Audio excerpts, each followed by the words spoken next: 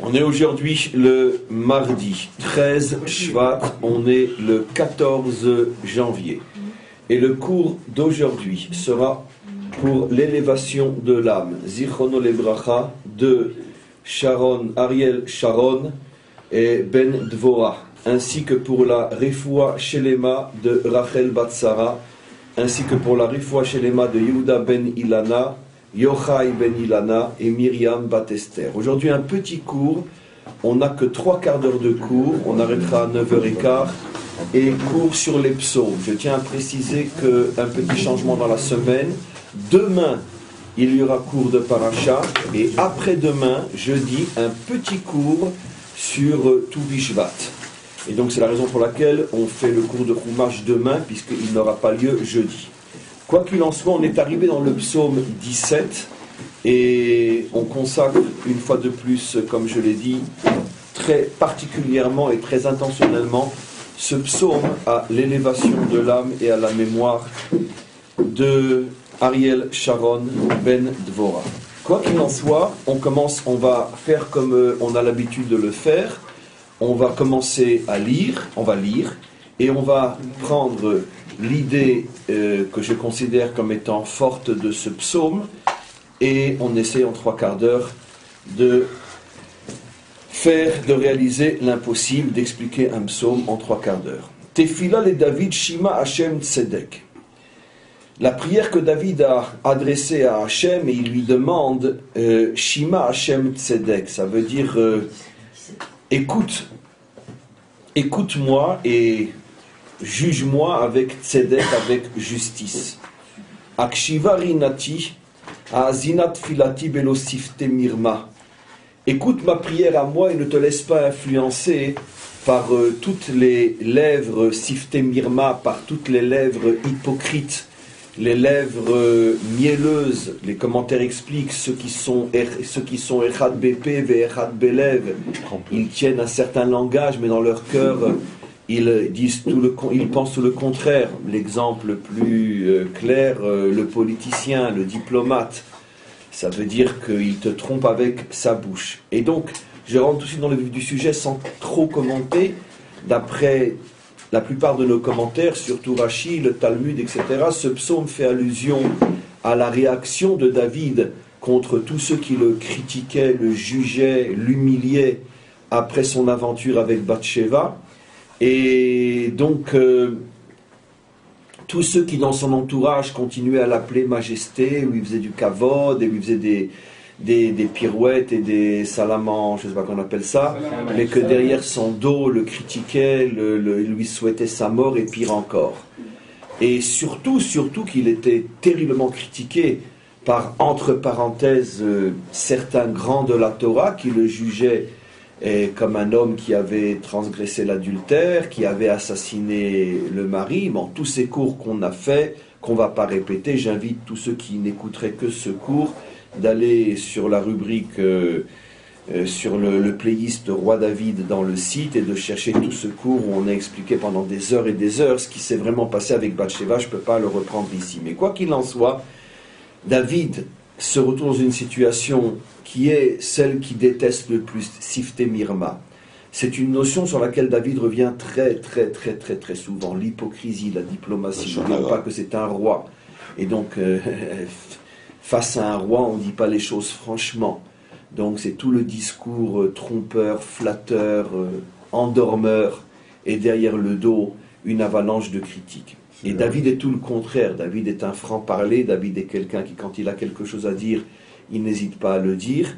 Et donc il s'adresse à Hachem, il dit « Juge-moi toi avec justice, regarde-moi avec justice, et ne laisse pas venir à toi tous ces propos hypocrites. » Milfanecha mishpati yetse.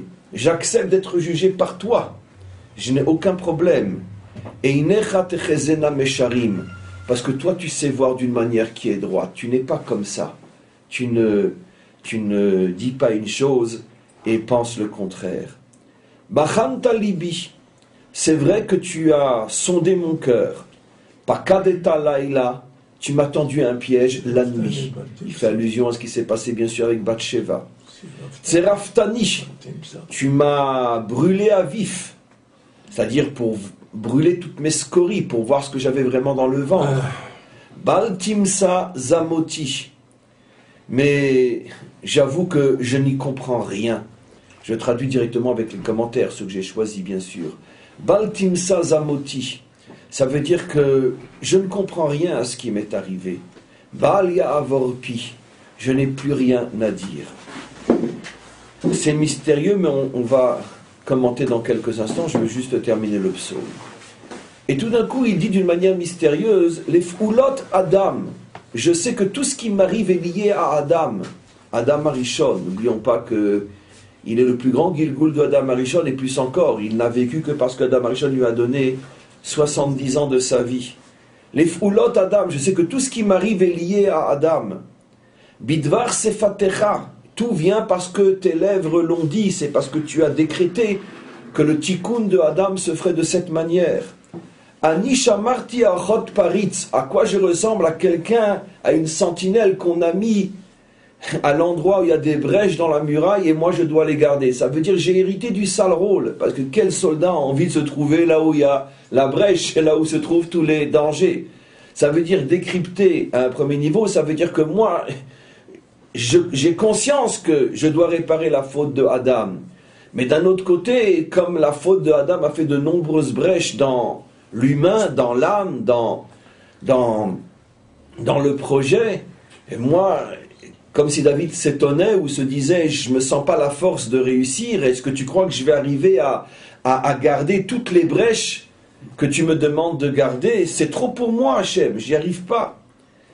Tamor Ashurai b'ma'agalotecha. Alors au moins je te demande de soutenir mes pieds, b'ma'agalotecha, dans ces cercles dans lesquels tu m'as mis. Il fait allusion à une notion de Kabbalah très connue, ce qu'on appelle le makif, que dans la Bible on appelle le ma'agal. Qu'est-ce que c'est le makif? Pour l'instant, à un premier niveau d'explication, j'ai souvent expliqué dans de nombreux autres cours que la hanaga d'Hachem, que la manière dont Hachem dirige l'homme, et surtout et plutôt les peuples, et surtout notre peuple, et donc, comme David est un roi, il n'est jamais jugé comme on juge un individu, mais il est jugé comme on juge un peuple, et surtout le peuple juif, dont ce que je vais expliquer s'applique plus que pour n'importe quel autre peuple. Donc David sait que la manière dont Hachem le gère est une manière extrêmement particulière, bien qu'étant un homme, un individu, il est jugé comme un peuple. Et de quoi parle-t-il? On sait que la hanaga d'Hachem, que la manière avec laquelle dont Dieu dirige le monde, s'appelle dans le langage de la Kabbalah ou Kav ou Makif, mot à mot, ligne droite ou cercle. Ça fait allusion à quoi? La ligne droite, c'est l'histoire telle que Hachem l'a fait se dérouler, bien sûr en accord avec et en association avec les humains, qu'ils l'acceptent ou non, mais une histoire qui est appelée linéaire en ce sens que les événements, ce qui se passe, sont gérables et compréhensibles par l'homme. Ça veut dire que l'homme comprend plus ou moins ce qui se passe et il se sent plus ou moins acteur et responsable de ce qui se passe. Il y a aussi dans l'histoire des moments de grands tourbillons, de grands cyclones, d'où l'allusion à un cercle, où le contrôle de l'histoire échappe complètement aux mains des hommes, ils croient gérer mais ils ne gèrent plus du tout, et il se passe des choses qui sur le plan humain sont comme une catastrophe naturelle. Personne ne peut gérer un tsunami et personne ne peut gérer un tremblement de terre. Et donc c'est quelque chose qui tout d'un coup prend de court l'homme et le dévaste complètement, comme ce qui s'est passé au Japon et d'autres. Et donc l'homme est capable de gérer des problèmes plus ou moins normaux, mais pas des choses qui sortent de la norme. Sur le plan de l'histoire aussi, il y a parfois de grandes catastrophes, de grands bouleversements, de grands changements que l'homme ne pouvait ni prévoir, ni contrôler, et ni éviter, et ni gérer. Et donc c'est ce qu'on appelle dans le langage de la Kabbalah le makif, le cercle.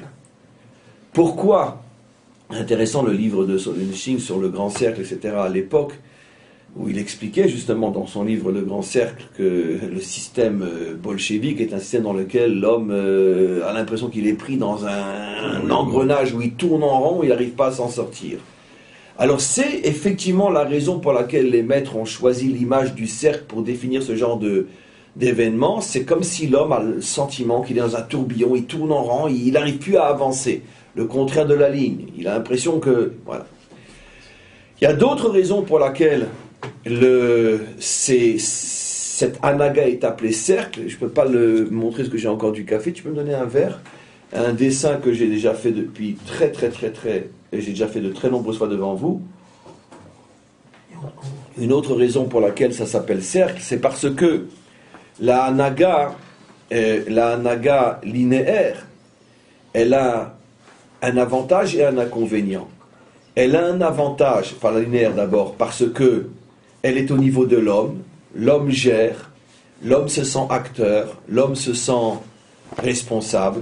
Mais d'un autre côté, le danger de cette anaga-là, c'est que l'homme se sentant acteur et responsable, il a l'impression qu'il s'est créé tout seul, et finalement il s'imagine qu'il peut diriger le monde sans Dieu. Et donc comme une ligne, il s'éloigne de sa source. Au fur et à mesure qu'il avance, il s'éloigne de sa source et il lui tourne le dos. Dieu n'existe pas. Ou il approche. Non, il s'éloigne dans la anaga linéaire. C'est pour ça qu'il y a la anaga circulaire, où, de temps à autre, Hachem ramène l'humanité à lui, malgré elle. Et c'est ça la forme circulaire. La forme circulaire, elle est paradoxale. Plus tu t'éloignes du point de départ, et plus tu te rapproches, au point que lorsque tu es le plus éloigné du point de départ, c'est là que tu es le plus proche. L'histoire croit s'éloigner, mais en fin de compte, au moment de la délivrance finale, l'humanité se rend compte que finalement, elle n'a fait que revenir. Ce qu'on appelle chez nous la teshuva. On le voit souvent dans le phénomène de la teshuva. Un homme qui s'éloigne, c'est comme ça que tout d'un coup, il a un sursaut, il revient plus que jamais. C'est pour ça qu'on danse en cercle aussi. C'est pour ça qu'on danse en cercle, etc. Effectivement. Je dis souvent, et c'est malheureusement vrai, que quelqu'un qui ne s'est pas trop éloigné d'Hachem, il reste toujours plus ou moins béni, oui, gentil, massorati, tranquille, un bon juif, tête à claque. Par contre, ceux qui se sont éloignés et qui ont été vraiment très loin, ceux-là généralement reviennent, et quand ils reviennent très fort. Pourquoi? Parce que chez eux, c'est appliqué le phénomène du cercle, le boomerang. Tandis que quelqu'un qui est plus ou moins, oui, je mange caché, je suis traditionnel, je fais Shabbat, machin, mais tu restes à toute ta vie, voilà. Tu seras jamais vraiment loin, mais jamais vraiment proche. Donc, il y a, d'une certaine manière, une nécessité à ce que l'humanité s'éloigne, parce que c'est en s'éloignant que finalement, elle revient. Maintenant, il faut savoir, comme j'ai expliqué, que quand un individu, ou à plus forte raison un peuple, ou un roi, est sous le signe d'une anaga circulaire, à ce moment-là, il perd complètement le contrôle et la compréhension de ce qui lui arrive. De grandes épreuves dans notre vie, ou des grandes épreuves dans l'histoire d'un peuple, et les grandes épreuves qui tombent sur David. Alors David sait que, puisqu'il a été choisi pour réparer la faute de Adam, c'est lié bien sûr involontairement aux différents cours de cette semaine, et étant un roi, donc étant jugé au niveau d'un peuple, va s'abattre sur lui la dimension circulaire. Et David voit dans son problème avec Bathsheba ce problème-là. Je vous ai déjà rapporté le Talmud qui dit dans Masechet Avodah Zara que si ce n'avait été que le Yetzer HaTov et le Yetzer Hara de David, la pulsion du bien et la pulsion du mal, David n'aurait jamais fauté. Car il n'avait aucun problème à se contrôler. Se contrôler, ça veut dire attendre qu'elle lui soit permise dans tous les sens du terme. Le fait qu'il s'est précipité pour la prendre, disent nos maîtres dans le Talmud, c'est que Hachem lui a bloqué son Yetzer HaTov. C'est très dangereux ce texte, extrêmement incompréhensible et irrecevable, parce que dans ce cas-là, chacun qui faute, il va se dire Hachem a bloqué mon Yetzer HaTov. Et je leur répondrai juste que t'inquiète pas, toi, même si on t'avait enlevé ton Yetzer Hara, t'aurais fauté quand même. Mais tu peux rouler le monde entier, sauf Hachem. Mais au niveau d'un homme comme David, il y a ce phénomène que Hachem lui bloque son Yetzer HaTov, parce que Hachem veut que ça se passe comme ça pour des raisons d'histoire circulaire que seul lui comprend. Nos maîtres affirment, c'est ce qui s'est passé aussi avec Yehuda et Tamar. On a un midrash absolument incroyable qui dit que Yehuda, quand il l'a vu au loin, comme n'importe quel juif, comme moi je ferais, je suis loin d'être Yehuda, je vois une prostituée au loin, je change de trottoir. je le fais, je peux le dire ouvertement, parce que je ne considère pas que c'est un acte hyper extraordinaire, c'est un acte humain, normal. Qu'est-ce que tu as besoin de traîner à côté d'une prostituée? Change de trottoir. Si je peux changer d'endroit, change d'endroit. C'est pas... D'ailleurs, la halakha nous le demande, derrière Agav. La halakha nous le demande, à n'importe quel juif. Tu vois un groupe de prostituées devant toi, ou un endroit malfamé, etc., change de trottoir, ou rebrousse chemin. C'est dit pour nous, ne parlons pas pour Yehuda. C'est ce qu'il a voulu faire. Mais, dans le langage imagé du Midrash, est venu un malach qui l'a empêché de rebrousser chemin. Il a dit, bon d'accord, mais j'avance pas. Est venu un autre malach qui l'a obligé à avancer.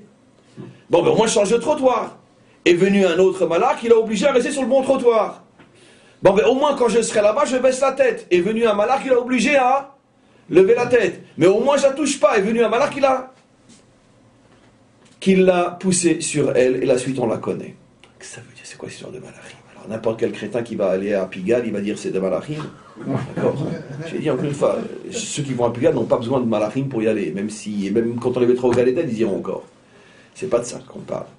Mais ce qu'on veut nous faire comprendre, c'est que Hachem a complètement enlevé, bloqué son libre arbitre. Pourquoi? Parce que c'est la seule manière de faire sortir Pérez, c'est Mashiach. S'il avait vu que c'était sa belle-fille, il aurait été avec elle? Non. Ah, vous me direz, donc c'est pas grave, tout celui qui va avec sa belle-fille, c'est pour faire sortir Mashiach. J'ai déjà répondu, et je ne répondrai pas pour la troisième fois. C'est le piège pour les idiots. Mais cette notion existe, quoi qu'il en soit, aussi inacceptable qu'elle soit, elle existe, cette notion-là. Elle s'est accomplie pour Yehuda, elle s'est accomplie aussi pour David. Pourquoi? Parce que comme il s'agissait de faire sortir la lignée messianique, et que la lignée messianique, pour la même raison que Yehuda, c'est les deux mêmes histoires, j'ai fait donc exprès de les rapporter, qui confirment la même règle, le Mashiach ne peut pas venir par une voie normale, linéaire, mais que par une voie circulaire, tourne en rond, tu comprends pas ce qui t'arrive, parce que toutes les forces contraires sont là à guetter, à épier quand il va se dévoiler, pour l'empêcher de se dévoiler. C'est la raison pour laquelle, dans leur langage codé, nos maîtres disent que l'âme de David n'arrivait pas à descendre. Il a fallu que Adam lui donne 70 ans de sa vie. Et pourquoi? Parce que les forces contraires refusaient la descente de cette âme-là. C'est la raison pour laquelle nous avons commencé à revenir sur notre terre grâce à Herzl. Pour que le monde juif bien pensant ne puisse pas voir à cet endroit-là quelque chose de valable, à plus forte raison, les nations ne se sont doutées de rien. En plus, elles ont même voté le retour d'Israël. Elles se sont fait avoir. Pourquoi? Parce que si ça avait été un vrai juif, dans le sens celui qu'on attend qu'il soit venu, tout le monde aurait dit non, laissez pas faire, ils vont pas nous faire le coup du troisième temple. Mais comme était venu un petit Autrichien qui savait à peine parler l'hébreu, ils ont dit celui-là il va assimiler tous les juifs, donc au contraire, laissez-le. Les rabbins sont tombés dans le piège, les nations sont tombées dans le piège. Tout est tombé dans le piège. Et entre-temps, Baruch Hashem, on est à la veille de la construction du troisième temple. Donc ça, c'est la manière dont Hachem dirige son monde pour justement cacher aux yeux de ce qu'on appelle les kitrugim, les accusateurs, la naissance et le renforcement de la lignée messianique. Donc David le sait. Mais seulement c'est tellement dur quand tu es le principal acteur de vivre à ce niveau-là. C'est très très dur. Parce que cette histoire que David a eue avec Bathsheba, ça lui a coûté la peau de son âme. Son fils qui se révolte, tout le monde qui se révolte contre lui, il en est mort refroidi. Comme vous le savez, il est mort refroidi, c'est très rare comme mort, surtout à 70 ans. Il a tellement souffert cet homme qui s'est refroidi tout seul. Il n'avait plus de cailloux, plus de chaleur, plus rien, tellement il a souffert. Tout ça, c'est lié à Bathsheba. Mais c'était le seul moyen pour faire venir le Mashiach. Parce que si ça avait été un beau mariage, où tout Israël aurait été invité, où tous les rois des nations auraient été invités, et qu'il lui aurait dit sous la choupa, tu es mon zivoug, tout le monde aurait interprété, mon zivoug? Mais dites-moi, ça veut dire Mashiach, il ne faut pas laisser faire. Et ça aurait été pire les conséquences. Mais comment on l'a vu partir avec une femme mariée, puis il tue son mari, que c'est cette histoire-là, de cette poubelle va sortir quelque chose? C'est tellement vrai ce que j'ai dit, que même les propres fils de David n'ont pas accepté que Salomon puisse être le futur roi, donc celui qui prend le relais et qui continue jusqu'à Mashiach. Adoniaou, Avshalom, tous les autres ont dit, attends, c'est pas possible, c'est pas avec la femme d'un autre que va sortir la lignée messianique. C'est impossible. Nous, on est les enfants d'une vraie maman. Et ils n'ont pas voulu. Nathan a beau leur dire Dieu m'a inspiré, m'a dit que. Il m'a dit, va te faire. Ça veut dire quoi? Quoi, Dieu, il est pour l'adultère? Vous comprenez ce que le prophète Nathan est en train de défendre? Un adultère. Parce que c'est Nathan qui a annoncé que c'est Shlomo, le fils de Bathsheba, comme on le voit dans l'Haftara, etc. Mais pas seulement les autres enfants de David. Même le Sanhédrin a dit à Nathan, t'as perdu la tête, toi, depuis quand on envoie une prophétie pour justifier un adultère? Ah, c'est vrai, c'était pas un adultère dans le sens purement halachique. 10 heures de cours on a consacré pour le démontrer. Mais quoi qu'il en soit, ça reste un adultère moral. Même s'il n'est pas halachique. Quoi qu'il en soit. Et ça, David le sait. Donc le Sanhédrin disait à Nathan, je regrette. Je vais vous dire quelque chose que je n'ai encore jamais expliqué. On a une halakha explicite dans Shulchan Aruch. Si un prophète vient, et il dit, un prophète reconnu par tous, comme Nathan, pas un charlatan qui arrive et qui dit, non, quelqu'un qui a déjà fait ses preuves pendant des décennies. Tout d'un coup, il vient, il dit, Dieu m'a inspiré, m'a dit que, et ce qu'il dit est contraire à la halakha, non seulement on n'a pas le droit de l'écouter, mais il est même passible de mort. Lorsque Nathan vient, il dit, Dieu m'a dit de vous dire que c'est le fils de Bathsheba qui sera l'héritier. Qu'est-ce qu'a dit le Sanhédrin? Cette prophétie ne peut pas être vraie. C'est impossible. Puisque dans la mesure où c'est, au moins sur le plan moral, un adultère, sur le plan moral, Salomon est un bâtard. Sur le plan moral, je dis bien, sur le plan moral. D'accord? Enfin, c'est pas un bâtard parce qu'il n'est pas né il est né lui après malgré tout la mort. Mais disons que c'est pas un super enfant, puisque c'est quand même l'enfant issu d'une union qui n'est pas morale, même après la mort de Uriah. Et donc c'est quand même pas lui, alors qu'il y en a tellement d'autres meilleurs que lui. Sanhédrin a dit, on n'accepte pas cette prophétie. On n'accepte pas. Ils l'ont pas tué parce qu'il n'est pas considéré comme un faux prophète en ce sens qu'il va contre la halakha véritablement. Mais disons que comme sur le plan moral ce n'est pas acceptable, la halakha nous autorise à ne pas suivre un prophète lorsque l'on peut prouver alpi halakha qu'il y a un problème. Et si on prouve qu'il y a vraiment un problème, il est même passible de mort comme je vous ai expliqué. Mais là c'était un petit peu entre les deux. Donc c'est la raison pour laquelle David a dû passer par cette épreuve qui lui a coûté très très cher, parce que Hachem voulait cacher aux yeux des forces contraires la naissance de la lignée messianique. Mais ça s'appelle ça un ma'agal, une anaga circulaire qui est très très très dur à supporter pour celui qui se trouve dedans, comme dans l'œil du cyclone. Anikaraticha, je t'ai invoqué, qui t'a aneni, réponds-moi. El, atoznecha lishma imrati. Bon, des paroles de supplication. Aflechas decha. Mets-moi en évidence, mets en évidence que je suis un homme bien. Aflechas decha. Prouve à tous ceux qui me critiquent que leur critique n'est pas fondée. Moshiach osim, toi qui sauves ceux qui placent leur confiance en toi. Mimit komemin beiminecha. Protège-moi de tous mes ennemis qui viennent au nom de la droite. Au nom de la droite, c'est quoi? Je vais expliquer d'après le Malbim. Et d'après le Sforno, vous pourrez voir, ils disent la même chose. On sait que qu'est-ce qui est appelé la droite dans le langage codé de la Bible? La Torah. Comme il est dit dans Parshat Azinu, Umiminecha esh dat lamo. De ta droite, tu as donné une foi à ton peuple. La droite fait allusion à la Torah, alors que la gauche fait allusion à la Rahmanout. La gauche, la Rahmanout,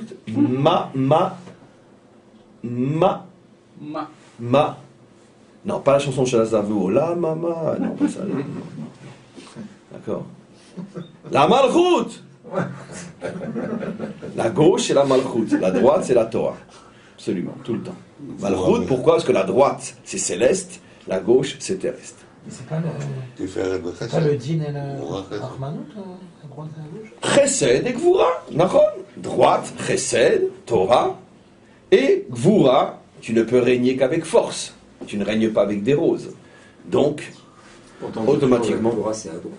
Non, la Gvura est à gauche, toute la Kabbalah. Ah bon. Tout le temps. Non, ça c'est une erreur.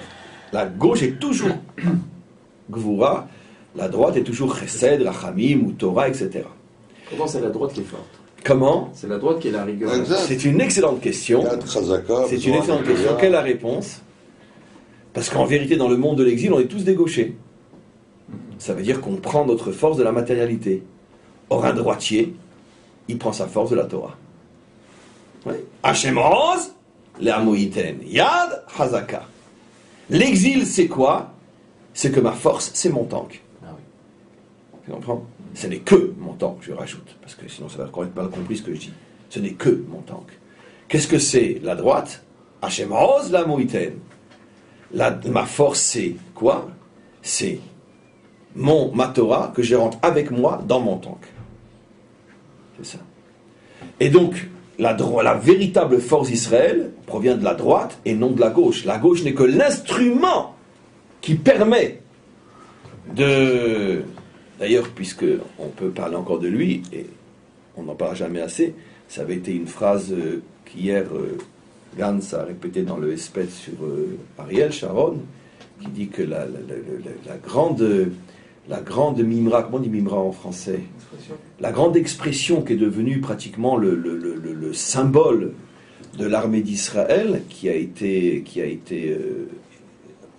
pas seulement dite, mais construite par Sharon, parce que dire, il ne sera pas le premier à l'avoir dit, mais ce que la véritable force d'une armée, c'est le soldat, et pas les armes. Alors vous me direz, mais ça, n'importe quel philosophe peut le dire, mais ce qu'il a expliqué, c'est que la différence, c'est que Sharon l'a mis en pratique, ça veut dire qu'il a construit une armée où la qualité, c'est le soldat. Parce que si le soldat n'est pas de qualité, sur le plan humain, sur le plan courage, sur le plan don de soi, sur le plan, etc., et les meilleures armes du monde ne serviront à rien, il suffit de voir le Vietnam et tout le reste pour se rendre compte que c'est malheureusement vrai. Et donc c'est ce que j'explique. Hachem Ozla Moïten, la véritable force d'Israël, c'est la Torah. Maintenant que cette force-là a besoin d'un instrument, qui sont les tanks, etc., c'est évident. Mais c'est pas le tank la force, c'est la Torah la force. Maintenant, donc, on reprend ce qu'on explique. Donc, c'est qui, dit le Malbim, mitkomemim beiminecha, mes ennemis qui sont à ma droite. Le Malbim explique, ceux qui, au nom de la Torah, me jugent et me critiquent et sont mes ennemis. Le Sforno dit, ce sont les célèbres, tristement célèbres, comment s'appelle-t-il? C'est pas le Shevet Binyamin. Doeg, Achitophel, etc. C'est-à-dire que tous les grands de cette génération, Doeg était chef du Sanhédrin, Achitophel en son temps aussi, etc. Et donc, si les plus grands étaient contre lui, il y avait derrière eux toute une armée. Ça veut dire David, ses ennemis, c'est pas les Philistins. C'est pas ça, David. Il les voit pas, les Philistins. Ses ennemis, ce sont ceux qui, d'une certaine manière, représentent, dirigent et ont véritablement le pouvoir entre les mains, parce qu'ils représentent la valeur suprême d'Israël, qui est la Torah. Ça, ses ennemis sont extrêmement sérieux. Et pourquoi donc il l'attaque? Tout simplement parce que cette histoire de Bathsheba a servi de goutte qui a fait déborder le vase, et il ne supporte plus. Encore une fois, ils ont peut-être raison de ne plus le supporter, peu importe. Mais quoi qu'il en soit, David se trouve dans une situation qui est absolument terrible, parce que les Philistins, pour lui, c'est un petit combat par rapport à Achitophel ou à Doeg. Donc c'est pour ça qu'il dit à Hachem, je t'en supplie, afflé, sépare-moi, montre que tu ne m'as pas rejeté, parce que parce que tous ceux qui viennent au nom de la Torah sont en train de vouloir me détruire. Tous ceux qui viennent au nom de la Torah, pas tous bien évidemment, ceux-là qui étaient des hommes de pouvoir. Et là il fait une allusion extraordinaire. Protège-moi comme tu protèges la pupille d'un œil. Betzel kenaferat astireni. Et à l'ombre de ta protection, cache-moi de eux. Pourquoi il se compare à la pupille? Vous le savez tous, l'œil a différentes couleurs, du plus clair au plus foncé, et c'est précisément avec la partie la plus noire, la plus sombre, celle que tout le monde a, le noir de l'œil que l'on voit. La clarté vient de l'obscurité. Ça ne peut pas être un hasard. Le maître du monde aurait pu très bien, au contraire, créer un œil noir autour et blanc et brillant au centre, puisqu'on voit avec le clair. Or, on ne voit qu'avec l'obscurité. Qu'est-ce que David veut leur dire? Moi, j'accepte d'être la pupille du monde, J'accepte, moi, pour réparer la faute de Adam Arishon, d'avoir une vie qui n'est qu'obscurité du début jusqu'à la fin. Mais au moins, montre, prouve, dévoile au monde entier que je suis la pupille du monde. Que si le monde arrivera à voir ton projet et le réaliser, c'est grâce à moi. Explication selon les commentaires. Ça veut dire que moi, je vois exactement quel est ton projet. Moi, je sais exactement comment le mener. C'est pour ça que tu m'as choisi pour être la lignée du Mashiach. Mais tout le monde ne voit que l'obscurité dans laquelle je me trouve et l'obscurité de mes actions. Et tout le monde veut me détruire. Donc, mets en évidence le fait que c'est précisément grâce à moi que le monde entier va pouvoir voir. Et la clarté n'est pas forcément là où on le croit.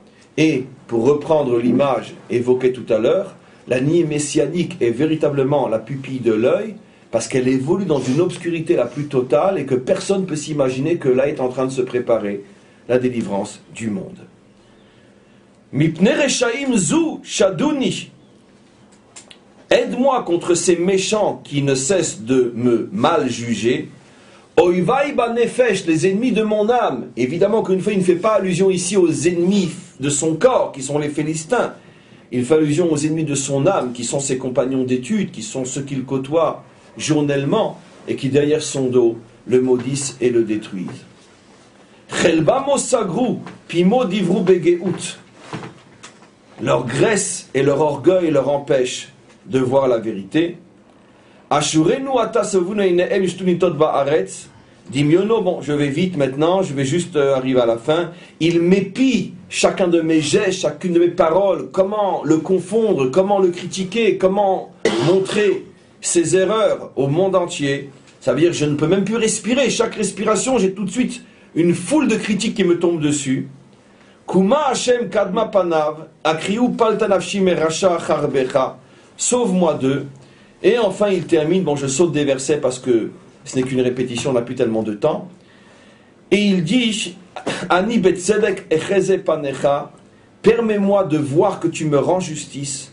Esba beakitz temunatecha, permets-moi de mon vivant encore de voir véritablement ce dévoilement, c'est-à-dire que justice me soit rendue. Derragav, justice ne lui soit pas rendue de son vivant. Il va falloir attendre, comme on le sait, cette merveilleuse histoire contée dans le Talmud, l'époque de son roi, de son fils Salomon, Shlomo, au moment de l'ouverture, de l'inauguration du temple, où à ce moment-là se passe un événement miraculeux dans le sens surnaturel, impossible d'ouvrir les portes du Echal. Les portes n'arrivent pas à s'ouvrir. Quelque chose de coincé. On amène tout de suite des menuisiers, des serruriers, etc. On essaye, on voit non, c'est surnaturel, c'est pas normal. Rien ne cloche dans les tsirim, je sais pas comment on dit en français, dans les charnières, etc. Non, la clé est la bonne, le truc tourne, mais ça s'ouvre pas. Shlomo comprend qu'il s'agit d'une fermeture surnaturelle. Il se met à évoquer tous les tzadikim de toutes les générations. Par le mérite d'Abraham, ouvre-nous les portes. Parce que tout le monde est en train de s'en tous imaginer. Tout Israël est là, les portes ne s'ouvrent pas. Genre, je vous veux pas. Je vous veux pas dans ma maison. Vous imaginez la honte. Par le mérite de Yitzhak, de Yaakov, rien n'y fait. Il dit, par le mérite de mon père, David, Avdecha, Meshichecha. Par le mérite David, ton serviteur, ton Messie. Et les portes s'ouvrent. À ce moment-là, tout Israël a compris que David n'avait jamais fauté. Et c'est ce que Hachem voulait. Mais il va falloir quand même attendre. David ne connaîtra pas ce bonheur, il va mourir de froid. Shlomo lui-même, les premières années de son règne, est attaqué de tous les côtés. C'est pour ça qu'il va se débarrasser de tous ses ennemis, à la différence de son père. Lui, c'est pas un homme à la rose, c'est pas un rigolo, mais il va devoir, les premières années de son règne, alors qu'il est devenu roi à 11 ans, il va passer son enfance, son adolescence, à éviter les complots les uns après les autres. Après, il lui faut encore de nombreuses années pour construire le temple. Et pendant tout ce temps-là, la grande majorité d'Israël continue à dire tel père, tel fils, avec le père qu'il a eu, celui-là, il ne fera pas long feu. Et il vit vraiment dans un nid de vipères. Jusqu'à ce que les portes du Echal s'ouvrent lorsque le nom de David est évoqué. Et à ce moment-là, dit le Talmud, le visage de tous ces détracteurs s'est retourné, et à ce moment-là a été scellé pour l'éternité David, Melech Israël, Chai Bekayam. Il est devenu le modèle absolu de tout Israël. Mais ça n'a pas été facile d'être un Chai Bekayam. Il en est mort de froid d'être Chai Bekayam. Parce que c'est un berger au départ. Comment? Parce que c'est un berger au départ. Ouais, c'est beaucoup de choses au départ, mais c'est pas une vie À la facile. différence de Shlomo. Parce que les bergers, ils ont pas cette capacité. Ils ont une capacité de rassembler, de faire attention aux autres, mais ils font pas attention à eux, comme des guerriers réels, comme Shlomo va le faire. Peut-être. Bon, quand on arrivera à l'histoire de Shlomo, bien sûr, on va prendre beaucoup de temps à apprendre le personnage, à voir le point commun, la différence avec son père. Et comme je dis toujours, notre consolation, c'est qu'on a bientôt terminé l'histoire de David, mais comme on continue avec les Teilim, je m'arrangerai plus encore que je le fais, de faire à chaque fois rentrer, quand je pourrais le faire, l'histoire de David dans les Teilim. Ce sera pour nous aussi une révision, pardon. Et comme ça, on ne le quittera pas vraiment, parce que les Teilim, on en a encore pour des années, au rythme où on va. On en est qu'au 17e, il y en a 150. Donc on a encore 2, 3, 4 ans devant nous. Quoi qu'il en soit, je vais prendre l'idée maîtresse en 10 minutes, parce que j'ai promis qu'on arrête tôt aujourd'hui. L'idée maîtresse, un Rashi extraordinaire, qui est la clé de la compréhension de ce texte-là. Il rapporte la tradition comme quoi l'épreuve de Bathsheba, en plus de ce que j'ai expliqué, qui est l'explication traditionnelle Alpi Kabbalah, une explication plus pshat, bien que très profonde, mais on va voir qu'elle est liée à l'explication du Ari Akadosh, qui dit qu'en vérité l'histoire de Bathsheba a été la réponse d'Hachem. C'est dans Rashi, vous le verrez, c'est le Rashi sur le troisième verset de ce psaume. On n'a plus le temps de le lire et de le traduire. Rashi rapporte que la raison pour laquelle David est tombé avec Bathsheba, c'est parce qu'il avait demandé à Hachem, pas dans ce psaume-là, dans d'autres endroits, il avait demandé à Hachem, Naseni, que Dieu sait, Bechaneni Hachem venaseni, Hachem, sonde mon cœur, éprouve-moi, tu verras comme je suis fort. Et pourquoi? Parce que David, quand il faisait sa prière tous les jours, comme vous et moi, Eloké Abraham, Eloké Yitzhak, Eloké Yaakov, il a demandé à Hachem, dis-moi, un jour on rajoutera dans la prière Eloké David. C'est où ça? Comment? Dans le Talmud. C'est absolument Rashi, le troisième Rashi de ce psaume. Et il rapporte, c'est la référence dans le Talmud. Est-ce que on dira aussi un jour Eloké David? La question est extrêmement fondée. Vous avez tort de rire. C'est pas de l'orgueil mal placé. Parce que d'après la Kabbalah, on sait qu'il est le troisième pied du trône. Quatrième pied du trône. Or, il n'y a pas de trône sur lequel un roi peut s'asseoir s'il n'a que 3 pieds. Il se casse la figure. Donc il est le 4e pied. Donc si les 3 premiers pieds sont cités, moi je serai cité aussi, Eloké David. Hachem lui répond, je ne peux rien te garantir, pourquoi? Parce que eux, je les ai éprouvés de nombreuses épreuves, par exemple Abraham de 10 épreuves, et ils ont tenu à la perfection dans chacune des épreuves. David a dit, si ce n'est que ça, Bachenina Hachem Benaseni, éprouve-moi moi aussi, et tu verras que je mérite d'être le 4e pied. Très bien. On s'est arrêté là, et qu'est-ce qu'a fait Hachem? Une fois que l'histoire était déjà passée, parce que s'il éprouve sur le moment, il est blindé. Alors Hachem a laissé quelques mois passer, et puis après, au hasard d'une prière en pleine nuit, parce que David se levait la nuit, il est monté sur sa terrasse, c'était l'automne à Jérusalem, le vent qui nous berce, etc., l'inspiration. Et tout d'un coup, il voit en face, sur la terrasse d'en face, il voit une belle jeune femme qui l'attire. Et on connaît la suite. Très bien. Et il est tombé. Une fois être tombé, il dit à Hachem, j'aurais mieux fait de me taire. Hachem lui dit, donc on ne dira pas Eloké David. Et jusqu'à aujourd'hui, on ne dit pas Eloké David dans la prière. Messieurs, j'ai pas besoin d'écho. On ne dit pas Eloké David dans la prière. Alors qu'est-ce que c'est que cette histoire de fou? Parce que quoi qu'il en soit, David est oui le 4e pied. Et c'est vrai d'un autre côté qu'on ne dit pas Eloké David, Eloké Abraham, Eloké Isaac, Eloké Dala. Bien que dans la prière on lui consacre une bracha, Et Tzemar David Avdecha, etc. Ouais. Mais se présenter, ou plutôt non, pardon, présenter Dieu, la carte d'identité de Dieu, Eloké Abraham, Isaac et Yaakov. Ça, David voulait être dans la carte d'identité. Hachem lui a dit, pour être dans ma carte d'identité, il faut avoir un sacré niveau, et tu l'as pas. Alors, bien sûr, la question qui se pose c'est qu'entre vous et moi, David n'a pas à rougir devant Abraham, Isaac et Jacob. Sauf Kolsov, il est aussi grand qu'eux. Je ne parle pas de grandeur quantitative, mais qualitative. Donc, ça veut dire quoi en vérité, que eux ont fauté et lui pas? La réponse est donnée dans ce psaume. Eux ont été créés pour être des lignes droites. David a été créé pour être un cercle. Hanagat akav, hanagat amakif. Ma'agalotecha. C'est-à-dire qu'il y a des vies qui sont linéaires, il y a des vies qui sont circulaires. Il y a des vies où on voit où ça commence, on comprend comment ça avance, on sait que ça évolue et on voit où ça arrive. Il y a des vies, une pagaille, une catastrophe. Tu montes, tu descends, tu avances, tu recules, tu tournes en rond. Tu ne sais plus où tu en es. Il y en a des vies comme ça. C'est pour ça qu'il y a une différence énorme. À chaque fois que les pères sont éprouvés, paf, pulvérise l'épreuve, il continue, il avance. Quand David est éprouvé, il ne sait plus où il en est.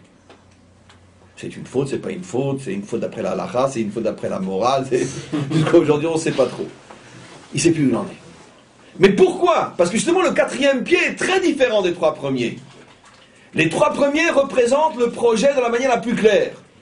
Tu te lèves le matin, modani lefanecha, après tu fais tes brachot, ton petit déjeuner, enfin ton café, pardon, shiakon yabidvaro, tu vas à la choule, après tu vas étudier, tu vas au travail, tu fais mincha, tu rentres le soir, tac, métro, boulot, dodo de la religion. Très clair. Il y a des vies comme ça. Il en faut des vies comme ça. Parce que s'il n'y avait pas des métro, boulot, dodo de la religion, ça fait longtemps que notre peuple a disparu. Et là je veux dire avec le sérieux. C'est grâce à ces communautés entières de... Ils ne bougent pas, c'est les mêmes de siècle en siècle. Métro, boulot, dodo, paf. Mais c'est ça le train d'Israël. C'est ça la fusée d'Israël. C'est à eux qu'on doit notre survie, qu'on le veuille ou non.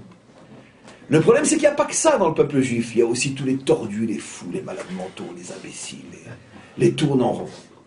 Mais ceux-là aussi, ils font partie du projet. Pourquoi? Parce que eux, Hachem s'en sert pour construire la délivrance finale. Hachem ne construit pas la délivrance finale avec les droits, il construit la délivrance finale avec les Herzl. Avec tout le respect, et moi je peux me permettre de le dire, et tout ce qui ne se dit même pas sur la considération qu'on a vis-à-vis d'un homme comme le Baal Shem Tov, c'est pas lui qui pouvait nous ramener en Israël. Ça pouvait être qu'un tordu, un Autrichien, un journaliste, un tout ce que vous voulez. Pourquoi? Parce que c'est pas la même chose. Baal Shem Tov, il porte Israël sur ses épaules pour traverser l'histoire. Les autres, ils brouillent les cartes pour que personne ne voie rien, et hop! Quoi, ils sont arrivés là-bas? On les a même pas vus partir! Voilà, c'est comme ça que ça fonctionne. Parce que si avec eux, le linéaire, ça fait longtemps qu'on aurait disparu dans je ne sais quel ghetto, Eric Sharon, etc. Sur le Makif, d'ailleurs, à un moment donné, en 73, on disait Eric Sharon, Melech Chai Vekayam, David Melech Israël. On a comparé. Il y a beaucoup de Hanaga, de Makif, absolument. Absolument, dans la mesure où il a... D'abord, c'est 100% vrai, dans la mesure où, en tant que soldat, il a toujours fait ce qu'il ne fallait pas faire. Ça veut dire que quand il recevait un ordre, il faisait tout le contraire. Et à un moment donné, il a dit Melech Israël. C'est une Hanaga de Makif, absolument. Et c'est pour ça que ça a été le citoyen israélien le plus critiqué par Israël, non pas des autres, les autres... Leur voix n'a pas d'importance pour nous, même par Israël, plus que n'importe quel, je parle d'un citoyen hors commun. Pourquoi? Parce que tous ceux qui sont dans le Makif sont descendus par tout le monde. Pourquoi? Parce que le bourgeois, le métro boulot dodo, il ne supporte pas ce qui dérange. Maintenant, d'un autre côté, on a besoin de ces bourgeois. Parce que c'est quand même eux qui font avancer le peuple juif. S'il n'y avait que des charognes, il n'y aurait pas de Sahal. Il y a besoin de généraux carrés, c'est les ordres, c'est comme ça, on sait, on avance et on ne bouge pas du projet. Le problème, c'est que la guerre entre les hommes vient du fait que chacun pense qu'il est unique. Non, c'est ce que je vous apprends toujours à penser comme moi. On a besoin de tout dans ce monde. On a besoin des droits, on a besoin des tordus. On a besoin des ultra-orthodoxes et on a besoin des ultra-modernes. On a besoin de tout le monde. Parce que tout le monde, c'est le peuple juif. À condition que tout le monde sache se tenir à sa place et respecter ceux qui sont différents de lui. On a besoin de tout le monde. Laissons Hachem diriger son monde tel que lui le conçoit. En tous les cas, maintenant je reviens sur ce que j'explique et on doit s'arrêter. L'histoire de David, donc, c'est l'histoire du cercle. Simplement que à l'époque de David, il est aussi roi. C'est la raison pour laquelle c'est un roi extrêmement critiqué, un roi extrêmement compliqué, un roi extrêmement déroutant, un roi extrêmement perturbant, mais c'est le roi duquel sortira le Mashiach. Et pour conclure, le modèle messianique que l'on attend tous depuis si longtemps, une fois de plus, je vous dirai pourquoi il tarde à venir et pourquoi, finalement, on ne sait pas combien de temps on va l'attendre encore. Et vous savez pourquoi?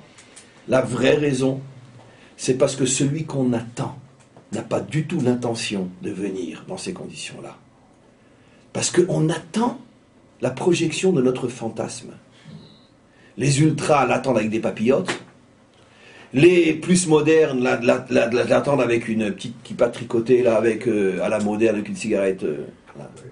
C'est-à-dire que chacun l'attend selon son fantasme. Pour les uns, ça va être un Litaï, pour les autres, un Chassid, pour les uns, un Sfarad, l'autre, un Ashkenaz. Chacun l'attend en fonction de sa vision linéaire. Il projette ce qu'il est dans le futur. Ma chère, il dit non, dans ces conditions, je ne viens pas. Parce que je suis ni Sfarad, ni Ashkenaz, ni Chabad, ni Breslev, ni Litaï, ni Chassid, ni noir, ni blanc, ni jaune, ni rouge. Je ne suis pas la projection de votre fantasme. Je suis celui qui va apporter un changement radical, fondamental, dans cette humanité bornée qui ne veut pas voir plus loin que le bout de son nez. Et c'est pour ça qu'il tarde à venir. Parce qu'il correspond à un modèle complètement nouveau qu'on n'est pas prêt à recevoir parce qu'on veut quelque chose de linéaire. Et c'est pour ça que je terminerai juste sur cette histoire, ça me prend une minute, que je vous ai raconté 1000 fois cette histoire du Hari Akadosh authentique, rapportée par Rabbi Chaim Vital, qu'un jour le Hari Akadosh a prévenu ses élèves que ce Shabbat, Mashiach vient. Quand Mashiach vient, vous la connaissez tous cette histoire, non? Mashiach vient. C'est le 7e que je vais appeler monter, 7e, Malchut, qui va monter à la Torah. On va commencer par le Kohen Abraham était Kohen, sur le plan spirituel, Yitzhak, Lévi, bien sûr, Din, et on continue. Mais je vous préviens, ça sera quelque chose du quitte ou double. Ça veut dire que ça va être un moment pas facile, mais si vous faites la moindre erreur, on est reparti pour 3000 ans. Il s'est dit, qu'est-ce qui peut se passer? Attends, Abraham, Yitzhak, Yaakov, qu'est-ce qui peut se passer? Bon, tout le monde est préparé, la synagogue est fermée à triple tour, il n'y a que les initiés qui peuvent rentrer. Le Hari Akadosh fait le gabaï, il dit, Yamod, Avinu, HaKohen Agadol, Avraham Avinu. Tout d'un coup arrive un vieillard. Les gens, ils s'évanouissent presque, ils sortent leur mouchoir, ils pleurent, papa. C'est très fort. Il dit, Hashem avec Morah. Ils prennent l'attention, tout ça. Ça va Yitzhak. Yamod, Lévi, Avinu. Alors là, il y en a qui s'effondrent, il y en a qui pleurent. Bon, mais d'un autre côté, c'est beau, c'est extraordinaire. Ils sont tous contents d'être là. Alors, on se rapproche de David. Yamod, le dernier, c'est Yosef. Alors, Yosef, c'est la lumière qui rentre, c'est la beauté de la Torah. Il est beau, il est là. Bon, il dit, vous reprenez votre souffle. Yamod, Adonenu, Malkenu, Hameler David. Et tout d'un coup, par la fenêtre, il y a un bouffon qui rentre, qui fait les calipettes, qui se met à sauter, il fait comme ça à tout le monde. Il monte sur les genoux des gens, il leur tire la barbe, ils jouent avec leurs papillotes, etc. Et il saute sur la teva. Et les gens n'en peuvent plus, ils se mettent à rire. Ils disent, mais qu'est-ce que c'est que ce bouffon? C'est pas le roi, c'est le bouffon du roi. Stop! C'est fini. Juste pour la photo, le Hari Akadosh a le temps de faire couler une larme. Il dit, on arrête tout. On est reparti pour des siècles. Vous n'avez rien compris. Tout est fini. Mais qu'est-ce que vous attendez? Le miroir de vos fantasmes, chacun l'imagine avec qu'est-ce que tu crois? Là, il va surprendre tout le monde. Parce qu'il sera comme aucun modèle de ce qu'on attend. Il sera radicalement autre. Et c'est pour ça qu'il va surprendre. On arrête pour aujourd'hui.